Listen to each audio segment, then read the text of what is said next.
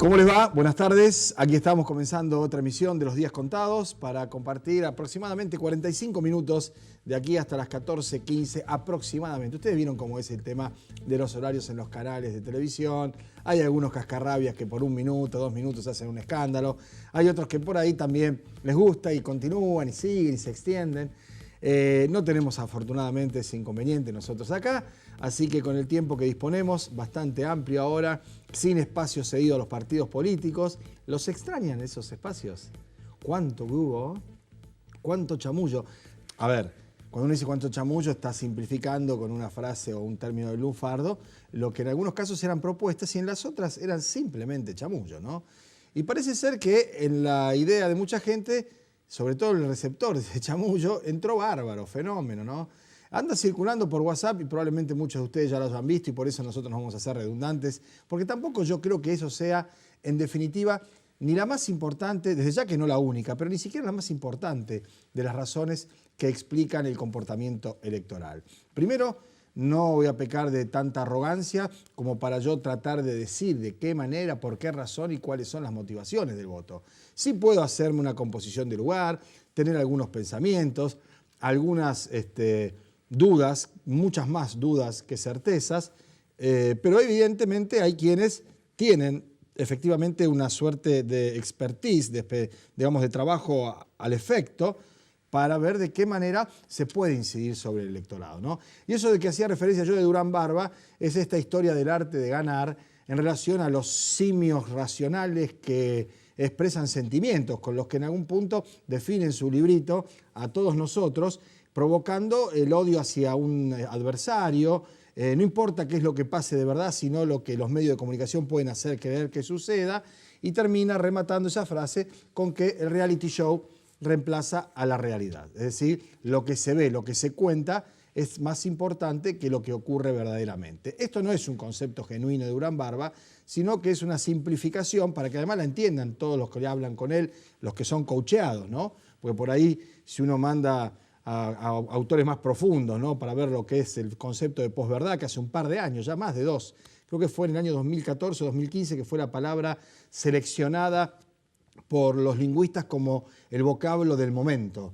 Compitió con Brexit, que era la salida de Gran Bretaña de la Unión Europea. Imagínense el tiempo que hace de esta historia. Pero digo, algo de eso evidentemente hay. No obstante, yo también quiero traer en la apertura de este programa, y antes de conversar con nuestros entrevistados, tenemos 2 invitados el día de hoy, el viejo y querido teorema de Aranguren. Si ustedes nos siguen y nos acompañan desde hace ya bastante tiempo, estamos en el 7º ciclo de Los Días Contados, recordarán que el año pasado Juan José Aranguren, ex CEO de Shell y ministro de Energía de la Nación, cuando se lo acorralaba con preguntas en torno al despiadado aumento de tarifas, 400, primero iba a ser 800%, ¿sí? Después en un gesto de magnanimidad lo bajaron al 400, en algunos casos a 600, después el aumento de los combustibles. Bueno, sin ir más lejos, mientras estaban festejando el triunfo electoral, ya había un 10% más de promedio entre 8 y 12 en los combustibles. Se viene un 50% a partir de diciembre para el gas. Van a aumentar las prepagas, aumentaron los cigarrillos, van a aumentar los peajes. Es decir, todos esos aumentos, cuando el año pasado los periodistas le preguntaban a Aranguren, digo le preguntaban porque yo nunca pude hablar con Aranguren, me encantaría hacerlo, acerca de la motivación, las características, el impacto sobre la opinión pública y lo que eso podía generarle a un gobierno que recién comenzaba, porque más que la luna de miel ya había transcurrido un lapso prudente y uno puede querer a alguien, pero lo acompaña hasta ahí nomás, ¿no? Acá Aranguren contestó absolutamente convencido y por eso creo que hay que prestarle atención a este hombre que aun cuando fue denunciado que no había vendido sus acciones, que tenía información privilegiada, que favorecía con los contratos de extracción, cosa que es cierto, a Shell sobre otras compañías extranjeras, firme en el gobierno, incluso contra lo que ahora últimamente acaba de decir Sturzenegger, que parecía un inamovible. A Sturzenegger le pareció mucho el aumento de nafta. Acá voy a aplicar el viejo refrán del campo, ¿cómo estará la cañada si la chancha la cruza al trote? A Sturzenegger le pareció alto el incremento. ¿Por qué? Porque esto tiene un rebote inflacionario. Va a estar el doctor Guida, Esteban Guida, el más joven, el más pintón de los Guida, para charlar con nosotros en un ratito nada más. Mire, para que Sturzenegger se asuste, es que en alguna medida está avisando que la inflación no va a bajar. que la inflación no se va a controlar en los parámetros que ilusoriamente se plantearon en el presupuesto y que ya saben que es una meta imposible de cumplir. Lo sabe Sturzenegger, que acaba de firmar 27,7. Las LEVAC, una cifra realmente extraordinaria, una bicicleta mountain bike de esas que no se consiguen en Europa. ¿Se acuerdan la propaganda del ratón Ayala? En Europa no se consigue. Esto no se consigue en otro lado. Ahora, ¿quién va a meter un peso en un fierro, en una máquina, en un aparato para producir qué que le dé una rentabilidad superior a eso que le ofrece la bicicleta financiera? Con un movimiento contable, con una firmita en un papel, un certificado, y ni siquiera aparece la plata. Porque si un día van todos a buscar la plata de los LEVAC, no hay plata que alcance. La que está dando vuelta no alcanza. No obstante, todo esto que yo le estoy diciendo ha sido en alguna medida demolido, en buena medida, no absolutamente, porque si bien el gobierno no obtuvo la mayoría, fue la primer minoría, por una elección, por un comportamiento electoral al que remitía Aranguren cuando le decían los periodistas, retomo la frase original, es despiadado el aumento, es una locura, la van a pagar. Aranguren dijo, vamos a ver. Dentro de un año va a haber elecciones y si esto es despiadado, si esto es descomedido, si esto es una barbaridad, y la gente votará en consecuencia. Estaba muy seguro Aranguren. Y digamos que, no la mayoría, pero sí la primera minoría, trasladémoslo al término cotidiano, la mayoría finalmente, los argentinos, votamos por las políticas que se llevan adelante. Al punto tal que Aranguren ahora propicia un aumento del 50% en el gas sobre el 400 o 500 que hubo hace un ratito, el año pasado, es decir, este que está corriendo, ¿no? Digo, esto es lo que efectivamente ocurre. Esta es la realidad y lo que se muestra, se comenta o se discute está asentado en otro tipo de creencias y de asimilación de ideas que han sido efectivamente muy bien conducidas.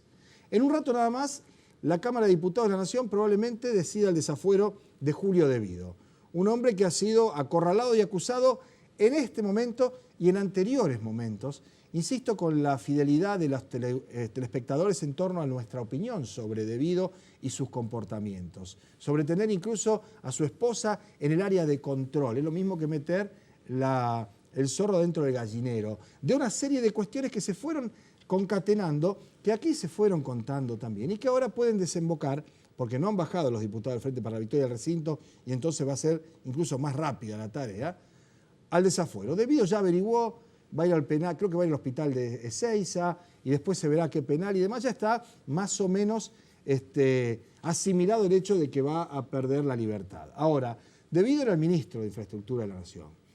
Si uno revisa las contrataciones, los nombres de las empresas, con los nombres propios de los empresarios que integraban los directorios, se reunían con De Vido y llegaban a los acuerdos, muchos de los cuales ahora están siendo objetados y observados por espurios.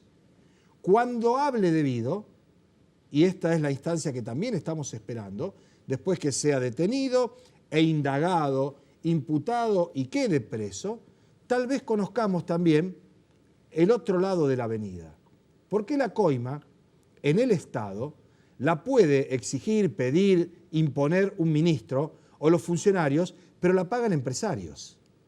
La coima no se consuma, el cohecho, si no hay del otro lado alguien que haga efectivamente su parte, que es lo mismo a los efectos de delinquir que el caso del funcionario. Más grave el funcionario, desde ya, tiene elementos agravantes, el código también lo establece así, pero sería muy bueno conocer la totalidad de la historia. Si De Vido va preso, porque el juez lo encuentra responsable de una serie de delitos relacionados con su gestión y su función, queremos saber qué pasa con aquellos que posibilitaron ese enriquecimiento ilícito, ese mal desempeño de las funciones públicas, esos delitos de cohecho o de peculado. Sería muy interesante que se avanzara en ese sentido. Depende de la conducta del juez, no estructuralmente del Poder Judicial, porque el Poder Judicial está integrado por personas y esta entelequia, esta imagen, esta abstracción de una dama con una balanza y con una espada y con los ojos vendados, en la Argentina hace mucho que ni siquiera se muestra porque ya la venda se corre, la cuchilla tiene filo de un lado y del otro no, depende de que la tenga, y la balanza está estancada, está desacomodada. Entonces, en otra causa, y esto también es una cosa paradójica, hay una situación que es la de Santiago Maldonado, que apareció muerto en el río, donde los peritos se han puesto de acuerdo en saber que es Maldonado y en saber además que no hubo ni torturas, ni disparos, ni golpes sobre ese cuerpo que han hecho la autopsia, pero no han definido todavía cuánto tiempo hacía que estaba en el agua, si en el agua estaba ahogado o se ahogó, en qué momento, en qué sector del río. Hay una serie de elementos que vamos a ir conociendo con el correr de las horas y que, como dijimos desde el primer momento, el hecho de que estén los científicos del Instituto Argentino de Antropología Forense, por lo menos para quien habla, es una garantía de aproximarnos a la verdad. Ahora, mientras tanto, aparece la historia del testigo E. El testigo E fue tapa de diarios, especialmente de Clarín, durante días enteros, diciendo que el hombre era el que había aportado, allá lo tienen, al costadito, al costado de su pantalla, como decían los relatores, las datas o la información fundamental para saber a dónde se había ahogado o a dónde había que rastrillar, ¿no? Testigo E del caso Maldonado ahora se refugió en las montañas por las presiones. Un mapuche dicen que es el testigo E, ¿sí? Que decían que iba a cobrar los 2 millones de pesos de la recompensa. Esto estuvo en la tapa de los diarios y recorriendo todos los noticieros y los canales de televisión. Resulta que el juez Geral, que es el que tiene la causa ahora, acá estamos, y ahora lo van a ver atrás después, ha dicho que nunca habló ningún testigo él con nadie. Es decir, él al testigo E no le tomó ninguna declaración de ninguna naturaleza. Se está investigando todo el contexto. Gustavo Geral retomó la instrucción en la que investiga la desaparición forzada. Tenemos que investigar hechos, la existencia de estos hechos, quiénes lo cometieron y ver si esas acciones fueron un delito, dijo en otro de los diarios que publica información en página 12. Ahora, habló con Reinaldo, uno lo dice familiarmente, con Reinaldo Sietecase, nuestro amigo y colega y compañero de muchos años, y le dijo que nunca había visto a un testigo E, que no hay ninguna declaración en el expediente de ningún testigo E, que ese muchacho, que probablemente exista y que no lo sabemos, habló a lo mejor con la Corte y con la Comisión Interamericana de Derechos Humanos. La Comisión Interamericana de Derechos Humanos no tiene facultad como para incorporar al expediente eso como una declaración. Que habló con abogados, probablemente debe haber charlado o tomado un café, no sabemos. La verdad que nadie sabe quién es el testigo E. Resulta que para el corresponsal de Clarín, ahora el testigo E, y esto está publicado hoy mismo, se refugia en las montañas porque tiene temor a que le pase algo. El juez dice además, y yo lamento que no esté la parte esa que quería mostrarle de los periódicos que publican esto que dijo el juez, que nadie le dijo nada, ningún testigo E a dónde había que ir a rastrillar, porque decían que el testigo E había llevado a los buzos tácticos al lugar donde iban a encontrar el cadáver. Y el juez dice, no solo que nadie le dijo nada, sino que fue un hombre de la prefectura, un alto oficial, el que le sugirió que se hiciera el rastrillaje en el lugar donde en definitiva lo encontraron. ¿Ves? Ahí está. Caso Maldonado, el juez Geral negó que exista el testigo E. Y dijo que tampoco había recibido datos certeros sobre dónde estaba el cuerpo del artesano en el río Chubut. Rechazó así las versiones periodísticas que indicaron que el testimonio del mapuche había sido clave para hallar el cuerpo. Bueno, esto pasaba, se iba publicando y transcurrió mientras se esperaba conocer el resultado de la autopsia. Después se produjo esa información acerca de que no había habido golpes.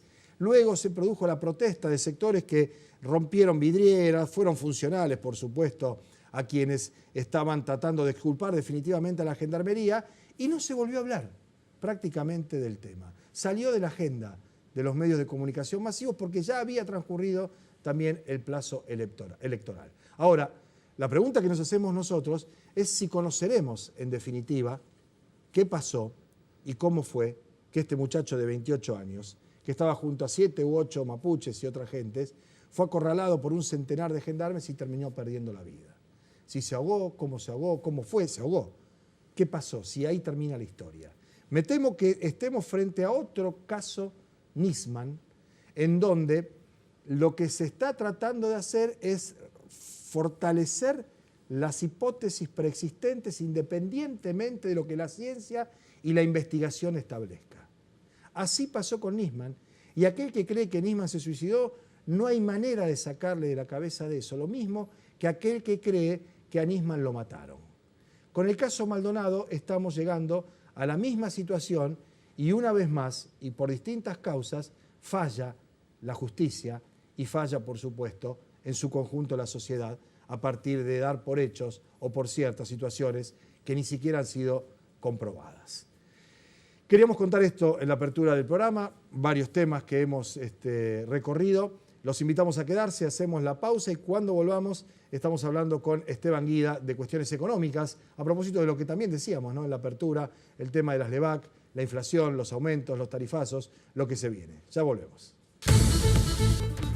Bueno, Esteban, qué gusto, bienvenido. ¿Qué tal? Buenas tardes, ¿cómo estás, Pablo? Bien, muy bien. En un momento en el que escuchaba en la apertura, la doctrina Aranguren o el teorema de Aranguren es de una rigurosidad casi matemática, ¿no?, como suelen ser los teoremas, en cuanto a que efectivamente, sin perjuicio de lo que uno opine personalmente o de los datos que objetivamente se pueden exhibir como indicadores, en el ánimo, en la opinión pública, en el discernimiento, en la intención, se votó por la continuidad y el afianzamiento de un programa que incluye, por supuesto, este tipo de decisiones económicas. Yo estoy seguro que a nadie le gusta ir a pagar a la nafta un 10% más el domingo que el sábado. Pero no obstante, la ratificación de la voluntad manifiesta eso. Sí, sí, totalmente. Ese es un poco el comentario político que vos hiciste, que coincido como un punto de tantos otros que plantean el gran interrogante, ¿no? Fíjate que esta situación en materia económica, aunque no está explicitada por parte del gobierno, sigue siendo un gran problema o un debate de fondo que es el de la inflación. Las medidas económicas que en general se están desarrollando tienen por detrás el objetivo prioritario que la variable que el gobierno considera, desde mi punto de vista, como más crucial, más relevante hoy, es la inflación. Bien, y el propio Sturzenegger, no es que salió un opositor o un sindicalista o un sector crítico a decir, no, el aumento de combustible fue más alto de lo que esperábamos y esto va a generar inflación. Exactamente. Porque la inflación, como para poder salirnos del lenguaje estrictamente económico, sí, claro, creo que también lo podríamos pensar como el síntoma del sistema de precios que representa la distribución del ingreso en la economía. O sea, para darte un ejemplo, ¿no?, cuando transaccionamos, cuando intercambiamos cosas, bienes o servicios, lo hacemos con un precio. Quien fija el precio puede determinar cuánto se lleva de la transacción económica que eso representa. Sí. Entonces, aunque no lo hablemos en estos términos, el sistema de precios es el que transfiere los recursos, precios también me refiero a tarifas, sí, ¿no? sí, todo lo que haya que exactamente, es el que transfiere los recursos en la economía. Fíjate, cuando el Estado interviene en ese sistema es porque entiende, en términos teóricos, que quien está fijando un precio lo está haciendo en detrimento del bien del conjunto, ¿no? Esto en términos teóricos. Entonces, la inflación está marcando un problema de fondo, que es el problema de la distribución del ingreso. Fíjate que no es nuevo, o sea, no es de Macri el problema, viene de antes. Lo que no está claro es políticamente cómo esta comunidad, esta sociedad, va a distribuir la riqueza y el esfuerzo de los argentinos. Y entonces podemos ver que frente a cada medida, esta situación se desmadra. Y el que está por detrás de la responsabilidad principal del control de que en términos generales la puja distributiva no se lleve todo a precios, es justamente Federico Sturzenegger, que es el presidente del Banco Central. Bien. Y todo lo que viene por detrás de eso, endeudamiento, política cambiaria, que es la balanza comercial, el déficit fiscal inclusive, queda supeditado a la variable inflación. Y esto, en algún momento, tiene un costo muy alto o en algún momento se termina. No puede ser la inflación la única variable objetivo a lograr, porque en el resto de la economía se van desacomodando las otras variables. Bueno, la inflación, a ver, vos corregime y orientame, ¿no? Con mis limitaciones de la economía o del conocimiento. La inflación vendría a ser la roncha que sale en el brazo, ¿sí? Y que uno trata de aliviar el dolor poniéndose, qué sé yo, espadol o soplándose, porque si se rasca más le pica más. Y todo lo otro que mencionamos antes, la balanza comercial negativa como nunca en 20 años, del 94 hasta hoy. Sí, sí, es el la peor evolución que está récord, teniendo. Sí. es el peor récord de desbalance entre exportación e importación, desde hace 20 y pico de años.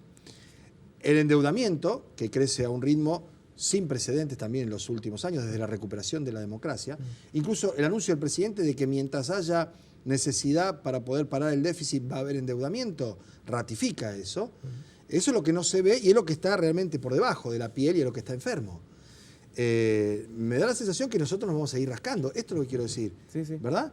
No vamos a solucionar el problema que provoca esa hinchazón. A lo mejor le ponemos un poquito de hielo y se deshincha, la soplás y ya no pica tanto, pero lo que viene abajo, que es lo que genera esa erupción, sigue siendo con estas mismas características, más deuda, más déficit, más de balance en el tema de comercio exterior y importaciones y exportaciones. Tal Y cual. eso en algún momento va a impactar, creo yo, Tal cual, porque hay en general dos visiones respecto a la inflación. Una que viene por los que compran, que los que compran hacen subir los precios. Y otra que viene porque se produce poco. Al haber pocos bienes, los precios tienen que aumentar, ¿no?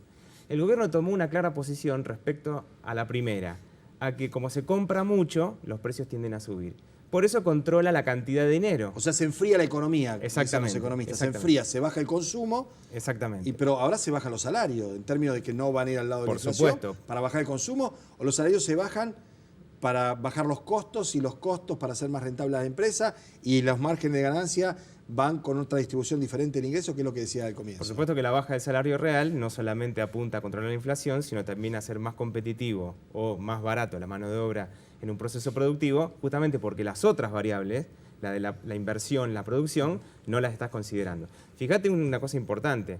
Este tema que se decía al principio, que el cambio de gobierno iba a generar una lluvia de inversiones. No o sea, pasó. Inversión extranjera directa, dinero que viene a incrementar la producción. Sí, genuino, no nuevo, pasó. plata nueva para instalar nuevas fábricas, nuevos procesos de industrialización. Exactamente. Te doy un No pasó. número. Sí. Al momento, solo el 10% de lo que se tomó en concepto de deuda externa vino por inversión extranjera directa. O sea, de cada 10 pesos que vino de deuda que hemos pedido, solo uno vino de inversión genuina. de deuda externa, porque Sí, la sí, deuda de pública deuda. es mucho No, más. no, la externa, sí, sí. Exactamente. Entonces, estamos claramente en presencia de un aparato productivo que no acompaña esa mayor demanda y la obsesión respecto a las cuestiones monetarias, que en otro momento de la historia ya vimos que no son suficientes para abordar el problema de la inflación. Sí, yo insisto con esto, ¿no? Y a 48 horas del triunfo electoral y con algún clima de euforia en algunos sectores y demás, decir que esta película o este derrotero ya lo hemos transitado los argentinos, no es ninguna novedad. Que si por tanto uno ya vio esa película, sabe cómo termina, lo que no sabe cuándo, ¿no? Porque hay un punto en donde el tema del endeudamiento y seguir agrandando y agrandando y agrandando, incluso los acreedores en algún momento lo frenarán, salvo que venga otra serie de cuestiones que en alguna manera compensen eso, sin ir más lejos. Desde que la Argentina decidió pagarle a los fondos buitres, los holdouts o como le Sí. quiera llamar, los otros 12 o 13 procesos que había de quita de deuda en curso de distintos países inmediatamente fueron interrumpidos. exactamente. O sea que los servicios prestados del capitalismo extranjero, el capitalismo internacional, por la gestión del presidente Mauricio Macri, han sido amplísimos. Se cobran otra ventanilla. Eso es lo que quiero decir. Estoy tratando de ver de dónde va a venir el respaldo o el sustento para que siga esto en esos términos. Bueno, lo que a mí más me interesa es que el respaldo y el sustento y la sustentabilidad del modelo sea propio, sea de los Sí. argentinos, porque no podemos pensar que toda la vida Va a vivir golpear la puerta y te dependiendo, van a mandar el cheque. como alguien decía, no vivir de prestado. Sí, sí. Entonces yo creo que esta es una situación, por supuesto que son cuestiones económicas y técnicas importantes, pero por detrás hay una cuestión política. Política, claro. Exactamente. Y que tiene que ver con los recursos que produce una economía y con el reparto de esos recursos dentro de una economía. Por supuesto, no aislada del mundo, relacionada con el resto del mundo. Porque si nosotros no somos capaces de producir y que el mundo nos compre, por supuesto que no es solamente por la mano de obra, porque Lógico. eso también tiene que ver con qué tipo de mano de obra queremos. Entonces, me parece que esta idea de que no hay otra alternativa, de que el gabinete económico es técnicamente experto y por lo tanto se espera que no haya otra forma de guiar la economía, no es así. Porque como ya hemos visto en otros momentos, tampoco es viable una economía que se achica y se ajusta permanentemente hasta lograr una meta inflacionaria. Y este es el debate económico que incluso los propios economistas del gobierno lo están dando, hasta dónde se le puede dar crédito a un banco central que tiene como único objetivo lograr una pauta inflacionaria. Porque Claro. tarde o temprano, o el frente externo o el déficit fiscal, que son hoy las dos cuestiones centrales más delicadas del gobierno, no están pudiendo ser cerrados. Esteban, con tasas al 27,7% es muy difícil que cualquier empresario que nos está viendo, porque tenga un tallercito pequeño o una industria de mayores dimensiones, decida desviar o distraer un monto de dinero para comprar una máquina para producir más que le dé un margen superior a ese acento contable, a esa operación de home banking, incluso supongo yo, ni siquiera tenés que levantarte la computadora para que pongas un dinero en un mecanismo que te da más dinero sin que alguien ni nadie levante una pinza, clave un clavo o empuje una máquina. Pero no lo pienses solo de aquel que tiene ahorro y decide, ¿invierto en Levax, por decir, o en mi fábrica? Pensalo de aquel que no tiene recursos para la expansión, para la inversión, y que antes tenía que ir a un banco a pedir un crédito y que había una línea de inversión productiva con una tasa baja subsidiada que le permitía por lo menos acceder a ese crédito. Esto no. Hoy el Banco Central ha liberado las obligaciones que tenían los bancos para ese tipo de inversión y por lo tanto el proceso productivo, no solamente aquel que tiene excedentes para invertir, sino el que tiene que ir a buscar crédito tampoco está accediendo. Claro. Entonces, por así decirlo, estos indicadores positivos de la actividad económica que estamos viendo en el tercer trimestre, y que un poco le han dado indicadores verdes, según los brotes verdes. Exactamente como lo llama el gobierno, no tienen un basamento sólido, o sea, no tienen un fundamento que los economistas propios del gobierno puedan decir, mire, estamos creciendo por tal o cual motivo. Porque en los datos fundamentales de la economía no tenemos generación de riqueza genuina. Tenemos sí especulación y por supuesto un nivel de actividad económica que tiene que ver también con eso. Entonces, las dudas a 2 años del gobierno, las dudas respecto a por qué la economía tiene que crecer y por qué los argentinos deberíamos estar mejor, no están técnicamente resueltas. Ahora, se viene una serie de reformas laborales, previsionales e impositivas. ¿Cuál es el vector, teniendo en cuenta estos antecedentes que estamos enunciando? El vector es político, lo que te decía recién. ¿Quién va a hacer el esfuerzo del ajuste? O sea, cuando decimos ajuste quiere decir que alguien va a tener que poner más. Entonces, la respuesta es política. ¿Quién lo va a hacer? Si toda la sociedad está discutiendo... Es una pregunta retórica. Es la que muchos nos hacemos, por más que los medios no la hagan. Sí, y uno tiene su respuesta y por más que no la diga, ya sabe qué va a pasar o cree que sabe lo que va a pasar. A lo mejor vamos a debatir una reforma fiscal o reforma laboral que muchos de nosotros no estamos en capacidad de entenderla, pero detrás de eso es la respuesta a esta pregunta. ¿Cómo se van a distribuir los esfuerzos y cómo se va a distribuir la riqueza que está basada en los recursos nacionales? Entonces, esa cuestión es estrictamente política. Me preocupa que los títulos y, como vos decías, la posverdad o los discursos nos corran de delante el tema central, que es muy sencillo y que cualquier familia lo puede entender, como dijimos la otra vez. ¿Cuánto gana, cuánto ingresa a la familia, cuánto se gasta y cuánto se ahorra? Es muy sencillo. Lo que es difícil es dilucidar justamente que las decisiones afectan los intereses y cómo se reparten esos sacrificios dentro de la sociedad. Muchísimas gracias por haber venido, Esteban. No, gracias. Ha sido un gusto. Nos vamos a la pausa. Cuando volvamos vamos a charlar con Osvaldo Miatelo, concejal de la ciudad de Rosario. Ya venimos. Bueno, muy bien, nos acompaña Osvaldo Miatelo, concejal del Partido Justicialista, en principio del bloque justicialista, porque ayer Zuckerman, con un rasgo de optimismo importante, creo, y a tenor con lo que viene pasando en el peronismo, que hizo una lista con una primaria y no hubo gente por fuera ni cosas así, se propone, supongo yo, para los próximos años en la ciudad, que es la de trabajar todos juntos. Sí, la verdad que fue una elección dentro de la ola amarilla que se veía venir. Fue una buena elección la que se realizó en el justicialismo, tanto en la provincia de Santa Fe como en la ciudad de Rosario.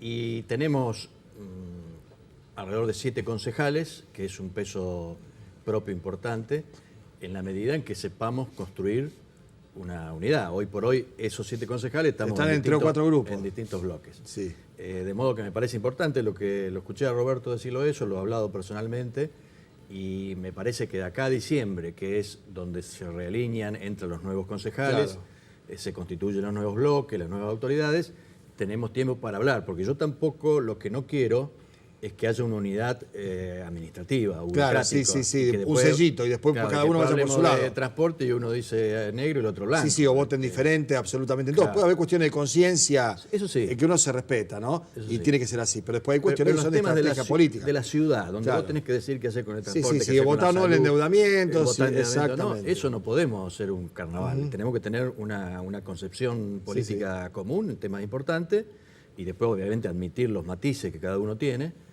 En la medida que seamos capaces de construir eso, me parece que somos un bloque importante. Somos segundos, salimos segundos en las elecciones municipales y provinciales.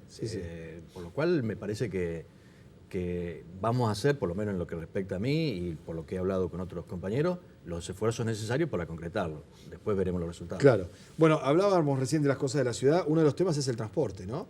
Se viene el aumento, digo, y sobre todo ahora con los aumentos de nafta y todo eso, porque en su momento también es una situación que desde el punto de vista hasta político era innecesaria de postdatar el aumento. Si aumenta, aumenta, y si no aumenta, no.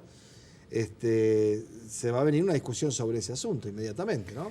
Yo, en su momento, Pablo, cuando se le planteó este tema del aumento y demás, dije que había que esperar después de las elecciones porque me parece que la situación es complicada.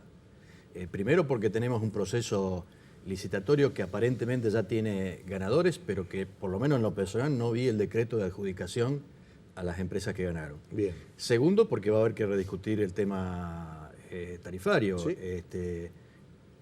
Que está muy vinculado a la evolución de subsidios. Claro. Subsidios nacionales y, el Nacionales resto de y subsidios. todavía provinciales Y poco provincial y nada. poco y nada.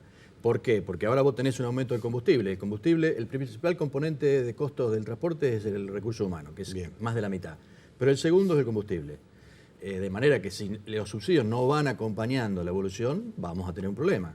Sumale a eso que la nueva licitación plantea la tarifa horaria, que es 1 hora para hacer transbordo, lo cual también tiene impacto sobre la tarifa.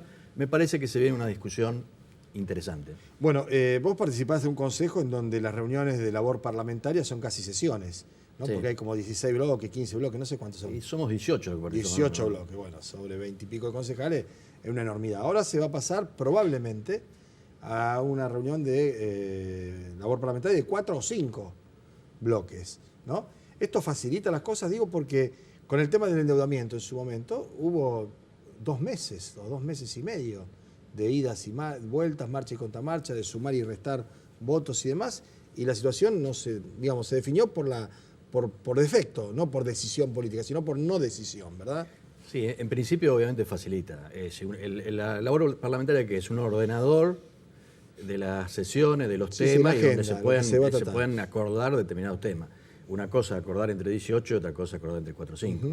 De manera que por lo menos en la teoría va a mejorar el funcionamiento del Consejo.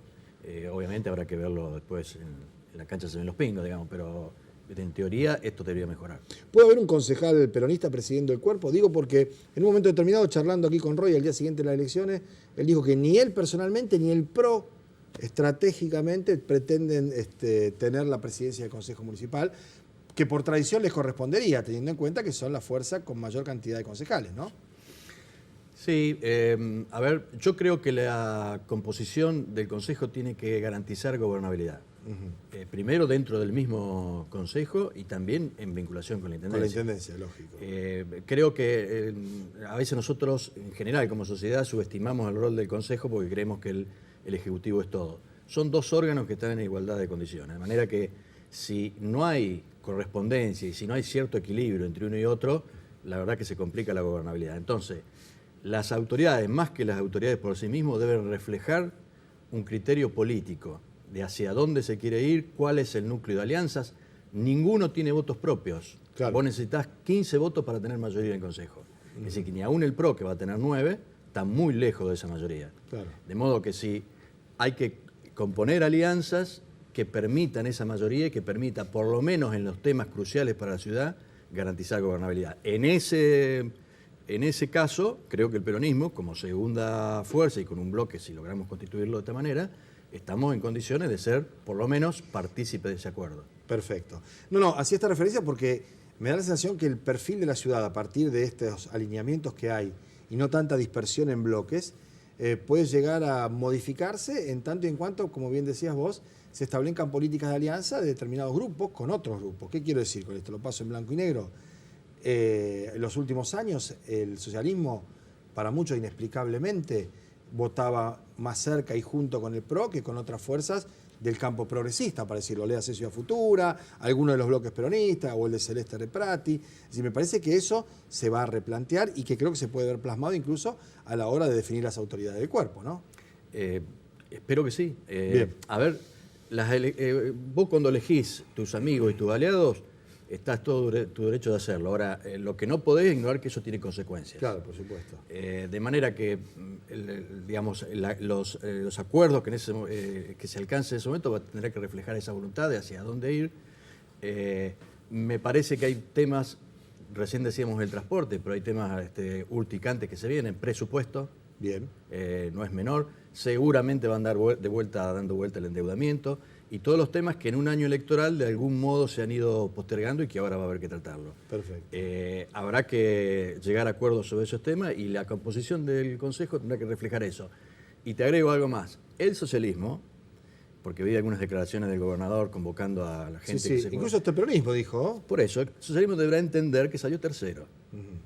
De manera que... Digamos que en el truco no está en el pie. Claro. El que llama por ahí, el que está en el pie. Claro. Está Así que, el segundo. Un poquito de humildad y respetémonos mutuamente. Ahora está bien. Y se puede llegar a acuerdo. Pero Ahora, mejor si- o peor si es que haya convoca- hecho esto el gobernador. Me parece que el gobernador necesitaba un poco de aire, sale a pedirlo, me parece razonable. Ahora, eso de llamar a que el peronismo se sume al Frente Progresista, por lo menos en lo personal no lo comparto. Ajá. Si se trata de hablar y de llegar a acuerdos, Sí, a lo está mejor, todo bien. a lo mejor hasta hay que cambiar la nomenclatura. Será un frente con determinadas características, Sí, donde nosotros- esté el peronismo, esté el socialismo. Yo en lo que hoy es el Así Frente como hoy Progresista no no me tiene siento nada que ver. para Perfecto, nada no, se incluido, entiende. ni creo que ningún peronista lo sienta. Perfecto. Bueno, muy bien, vamos a ir charlando. Tenemos todo el ¿Cómo tiempo no? por delante. Con Ha sido un gusto. gusto, ¿no? Igualmente. Muchísimas gracias. Acá nos despedimos. Probablemente en un rato nada más se están dando los últimos discursos en la Cámara de Diputados de la Nación, se vote el desafuero de Julio De Vido, ¿no? Y esto es otro elemento que también va a tener impacto fuerte en la sociedad desde el punto de vista de lo que va a ser la difusión de todo esto en los medios, y esperemos que en la investigación judicial también podamos conocer toda la historia completa, ¿no? De los dos lados, las dos caras de la moneda, justo la moneda, ¿no? Porque estamos hablando de cuestiones vinculadas a enriquecimiento ilícito y demás. Por lo demás, les agradecemos que nos hayan acompañado. Mañana vamos a estar, por supuesto, aquí otra vez a partir de las 13:30, después de las noticias del mediodía. Ha sido un gusto y hasta entonces. Chao.